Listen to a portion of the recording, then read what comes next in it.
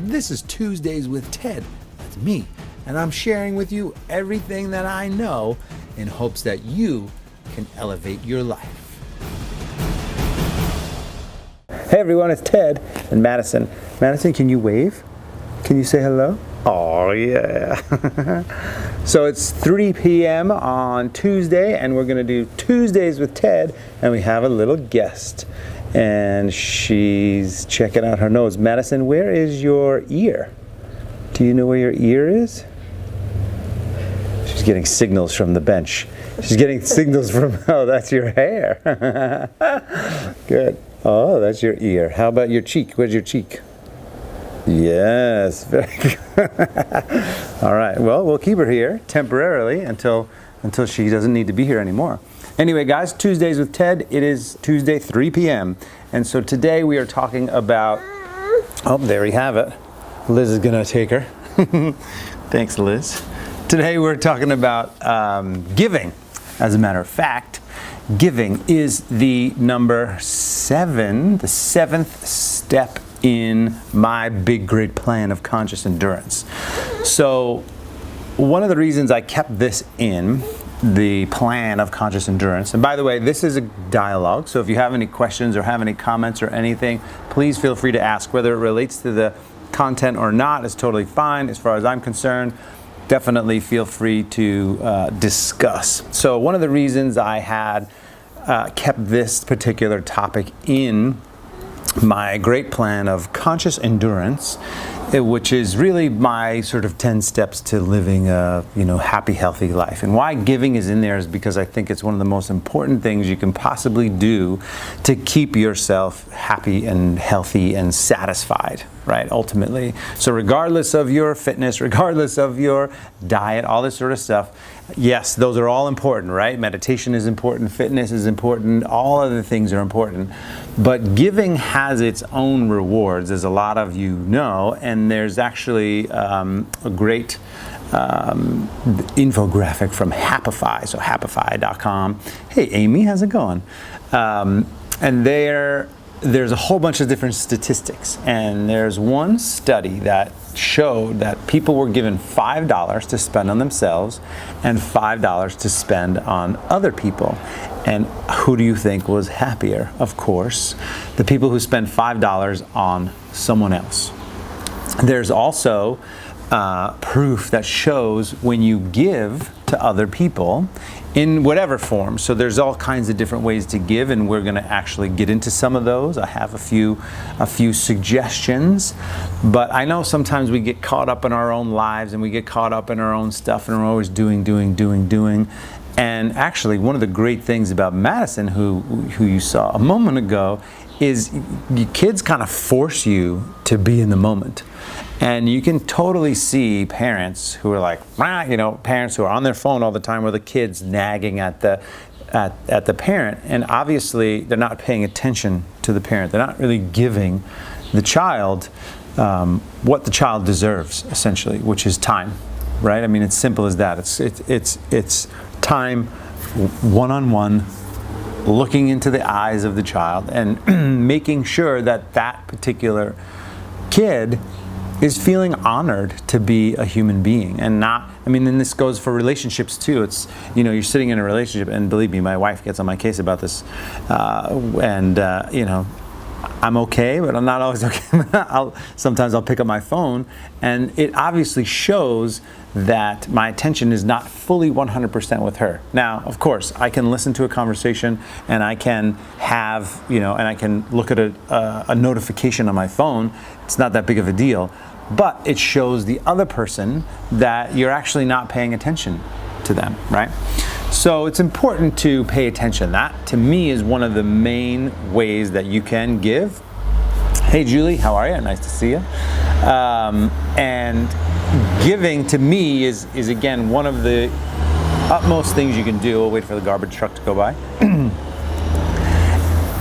And it has its reward. So giving in and of itself is a reward. Like, I love being Santa Claus around Christmas time, because thinking about what that person wants and, coming up about an idea and a gift for them, to me is just fun. It's super, super fun to do that. And I get to think about the person and what they want, and then think about the experience of them opening up a gift. And it's not like you have to spend a whole bunch of money. It's just a few dollars. It's the thought that counts, right? And the reason I bring this up, and the reason why it's so intense, so important, I believe, and equal to all the other different things that we're doing, meditating, exercise, sleeping right, spending time in nature, all these things. The reason it's so important is because no matter what happens, if you're present enough and aware enough to actually open your heart and give to another person, that will be remembered forever. When you're on your deathbed, when we're all on our deathbed, we're not going to be sifting through all the crap that we got over the course of our lives, right? We're going to be with the people who we love. We're going to be spending that quality time with the people we love and who love us, and we know that there is that human connection.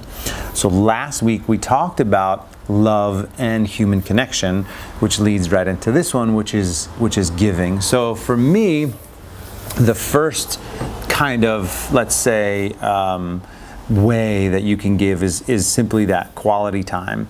And quality time is paying attention, right? Just simply paying attention, having a conversation. And it lasts either a minute in line at Starbucks or the coffee shop, or, sitting on the corner. Like I think one of the great things for me is just allowing life to unfold in a way, because if you allow it to unfold, then you can sort of see this cooperation, so to speak. I think it was Deepak Chopra that was like, you're kind of co-creating with the universe, not to get too esoteric, but in a way you're kind of co-creating with the universe. So you're going out in your life, and instead of just like having this tunnel vision of like, this is what I'm going to do, this is how I'm going to see, this is how it's going to go, and then I'm going to come back, and then that's it.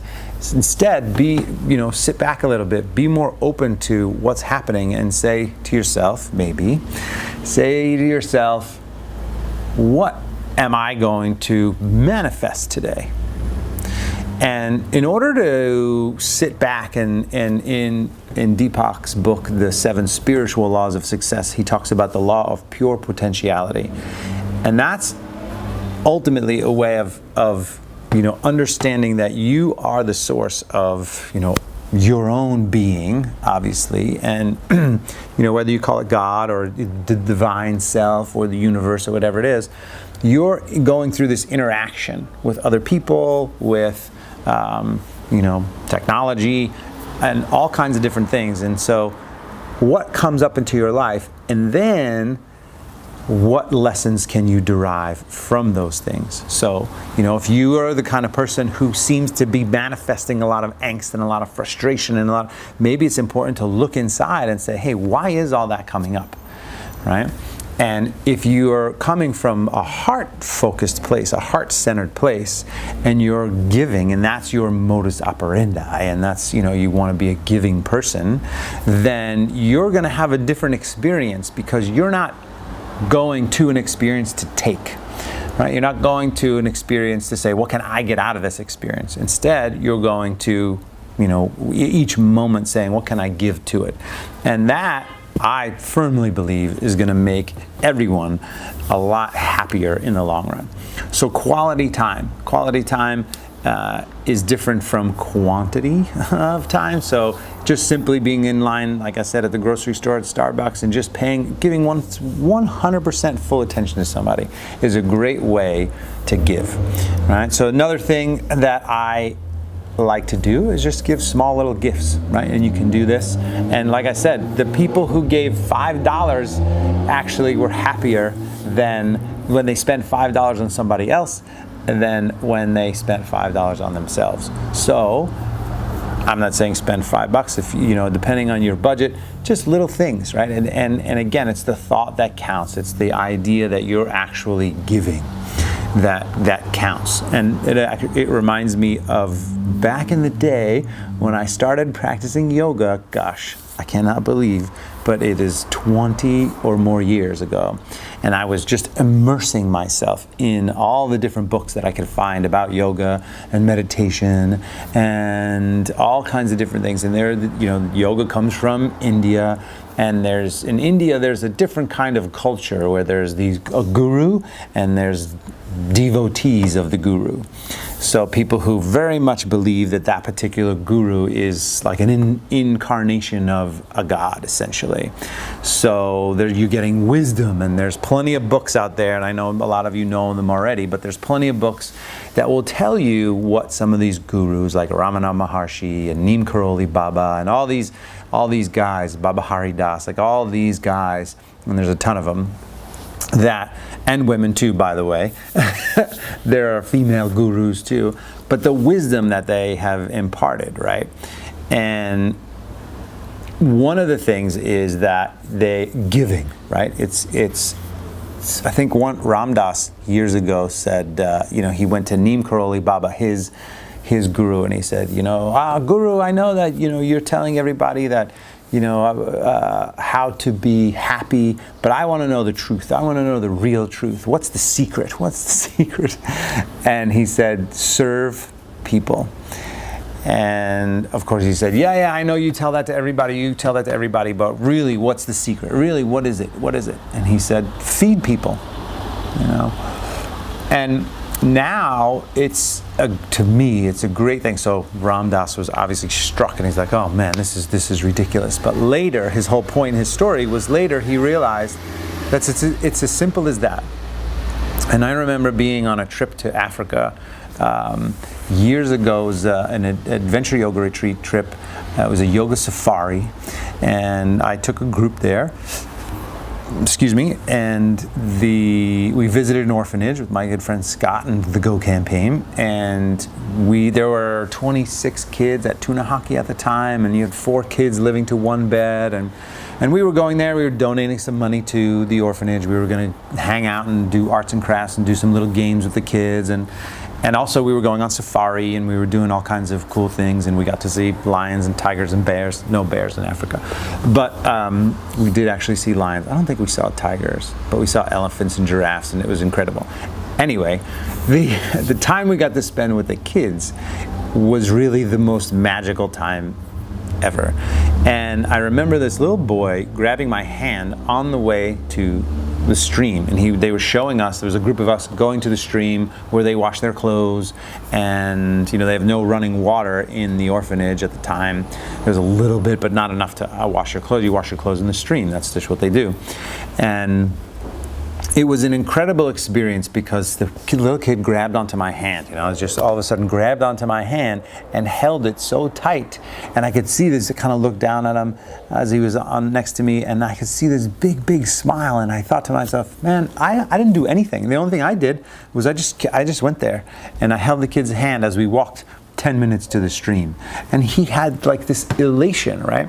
And it made me realize that in our world, there's really not much that we have to do. Our world, like the Western world, the more civilized world, where we have iPhones and we have, all these different things, there's plenty of stuff around that we can shave off a few percentage points and give it to somebody else, right? Or shift your mentality and say, hey, Jess, shift your mentality in such a way that your motivation comes from a place of compassion and comes from a place of caring and comes from a place of giving. That's a big deal, right? It's a big deal, especially because nowadays people are just looking to take this and take that and be more divisive and find the line, this is right and this is wrong and this is good and this is bad. And I know it's easy to fall into that, right? It's easy to fall into that anger and that frustration. And I guess my plea today is really to open up. I was telling a story the other day about my first yoga teacher training was a guy named Max Strom, T.S. Little, and Sarah Powers. And I remember Sarah Powers, who was a fantastic teacher, and at the time she was very much into Vipassana meditation, and she was very much into Yin yoga. Actually, one of the first places I learned Yin, her and Steve Ross. But she said her mantra at the time was, "This too I can include." So anytime there would be some bump up against something that she didn't necessarily want to deal with, so to speak, she just said, I'm going to shift my mentality slightly, and I'm going to experience this and say, you know what, this is coming into my world right now, so I'm going to open up to include this, whether it's uncomfortable or not uncomfortable. And that's important. I think it's important to be able to make those decisions, right? And be able to choose to open up and live from a place of compassion. And again, it's you go back to the studies that have been done. So when you give, there's oxytocin is released. That's like the sex hormone that feels so good when you're making love. That's released when you give, and it lasts like a couple hours. So it's a fantastic way to do it. And I don't know, I'm going to put a link to that. I just Googled this before getting live, and it's an IKEA commercial that kids were asked to write letters to, this was in Spain, I think, so, or maybe somewhere in South America, but they're Spanish kids for sure. And they asked the kids to write a letter to to saints that were basically going to deliver gifts. And so they were saying, I want a guitar, and I want the Wii, and I want this, and I want that. And they said, okay, now we want you to write a letter to your mom and your dad. And same thing, ask what you want for Christmas from your mom and dad. And over and over and over again, I'm going to post this in the comments on Facebook. So those of you on Instagram, you'll have to find it over on my fan page on Facebook. Or just Google and YouTube, I think it's IKEA children's Christmas commercial or something like that. And essentially, all the letters from the kids said, I just want mommy and daddy to have dinner with me. And literally like tearjerker, right? I just want mommy and daddy to spend more time with me. I wish daddy would spend more time with me. I wish I could sit on mommy's lap more. It was like the smallest, littlest things that you could ever possibly imagine, that don't cost money, that, basically it was quality time, right? Hey Jeff, how's it going? Basically it was quality time. That's what the kids were asking of their parents. And it's really important to understand that we're all kids, right? We're all kids to a certain degree. And really what matters is that we do connect and we spend that time together. So quality time, small gifts, eye contact. Eye contact is huge. I am a huge fan of it. Being from New York, you always get these shifty characters that look, and they're looking, and their eyes shift back and forth. And I'm like, what is the person shifting back and forth? Pick one eye and then focus on one eye. Don't shift back and forth and look at my left eye, then my right eye, then my left eye, then my right eye. Because to me, I don't know, I just always felt like that was like a shifty character that couldn't just focus on my eye, right? So eye contact is a big thing. And then another thing that comes from all the studies that are happening about giving is experiential gifts. So if you're thinking about giving, instead of giving someone diamonds or a car or whatever it is, give someone an experience. Set up an experience with them. Go have some tea, right? Go have go for a hike. Just do something easy and simple that actually will give someone an experience that they'll remember. Because again, the whole idea is to get to the end of your life happy, get to the end of your life fulfilled. And we want to endure consciously. We want to live as long as we can. We want to live as healthy as we can for as long as we possibly can. And part of that fulfillment, at least for me, definitely comes from just serving. How can you be of service, right? If any of you are experienced in the 12 steps, that's the 12th step. It's ultimately carrying the message now, right? In the 12 steps, you've gone through all these different experiences and these steps to figure out your life a little bit more, to kind of get control of your life a little bit more, and then you carry that message.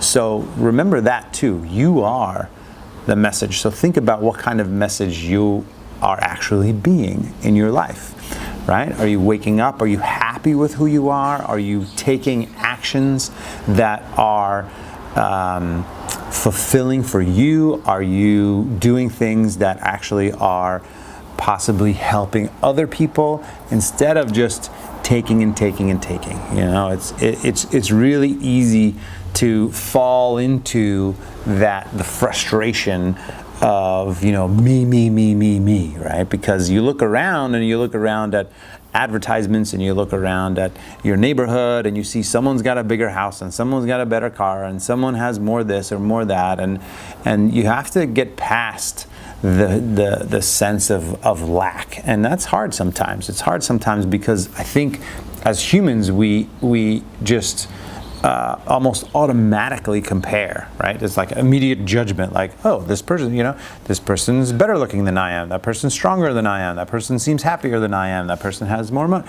So these kinds of things we just kind of fall into on a regular basis.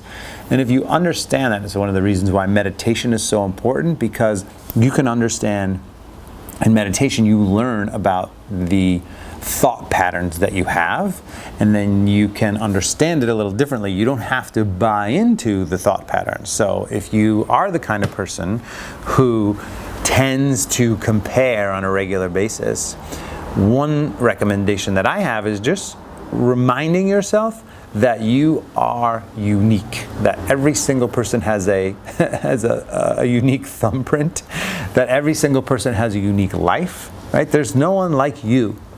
And so that's important to understand, because then you can't compare. What are you comparing? I mean, it's no one has the same experiences, no one has the same parents, no one has the same siblings or no siblings. No one has, no one was born in the same place at the same time. It's like, you're unique. And so instead of focusing on the lack and focusing on what you don't have, the idea is to just kind of focus on your strengths, right?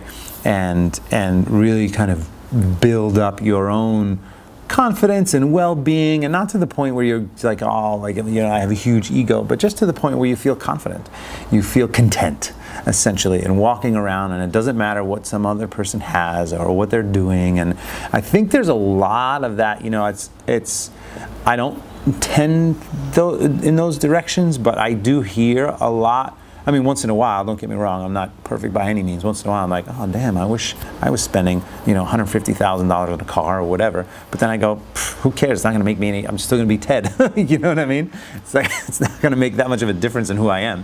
So, but I do hear that this happens on a regular basis. People look through social media, they look through Instagram, they look through Facebook, and they're like, gosh, and it's funny when you look at somebody who is not having a good time in their lives right now. Like, you look at somebody who's might be going through a tougher part in their life, and then they're posting, hey, look at me, this is so awesome, check it out, And the bottom line is they're not telling the truth on social media. Like, come on, guys, at least, if you're going to share, I mean, look, most of my stuff is good because ultimately I'm doing as much as I possibly can to, have a good life, right? So I want to share that.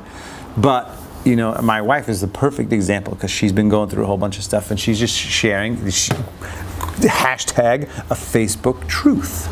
And I think it's really important to understand, like, ultimately you want that truth, because not everything's peachy keen, right? I mean, it's Todd Harriet there, I don't know if he's still there or not, but a friend of ours actually passed away way too young, this guy Sean Whitey, who was like the sweetest guy, the kindest guy ever. He was 49 years old, he had 5 daughters, just an amazing guy, and just suddenly passed away a couple weeks ago, and it was super sad. But the bottom line is, when you're going through stuff, you have to express it. You can't hold on to it. And if everything's good over here, this is why people It's why people kill themselves, right? I mean, it's why people, go haywire and disgruntled employees go crazy, because they see everything's good. But meanwhile, there's this aggravation and frustration that they're not dealing with. And part of, maybe it's a little bit off from our, topic of giving, but part of coming from a place of a heart-opened, compassionate place, you're not going to get that way, because it's okay to be vulnerable.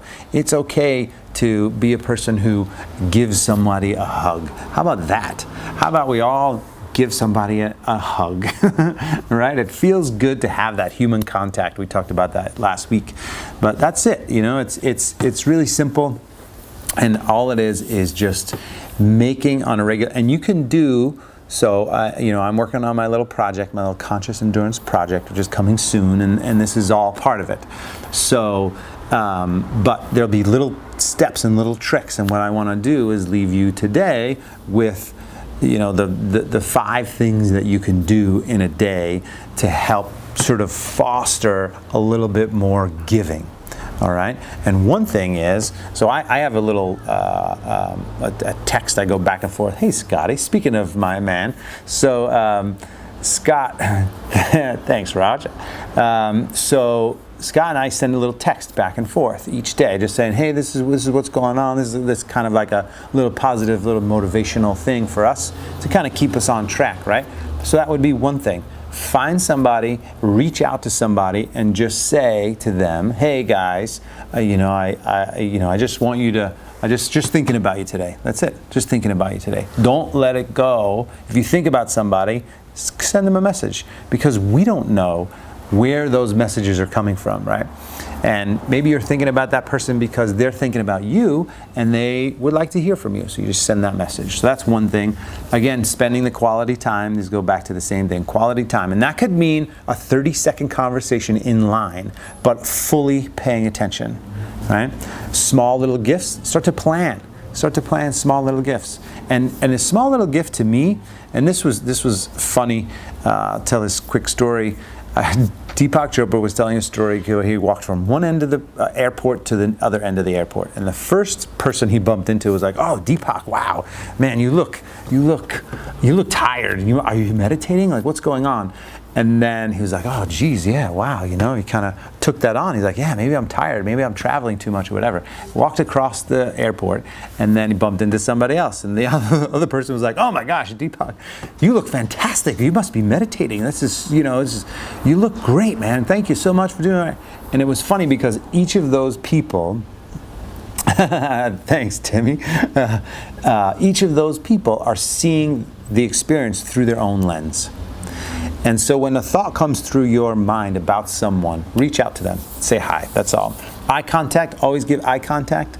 So eye contact wherever you can, that's important. And if you're the kind of person who kind of walks around life a little bit like this, see if you can open up a little bit more. Walk around a little bit more open-hearted. And then create some experiences. It's the last thing I'll leave you with. Create some experiences for yourself and for others. So quality time with an experience. So we don't have to go out spending a whole bunch of money. In fact, that's probably the wrong thing to do. If you do, spend a little bit, but creating an experience for you and somebody else. All right, you guys, I very much appreciate you all listening and tuning in and checking it out. And next week we'll be back, and I don't know what the topic is, but don't worry, we'll be back 3 p.m. next week. Thank you so much, and I will talk to you guys later. Ciao.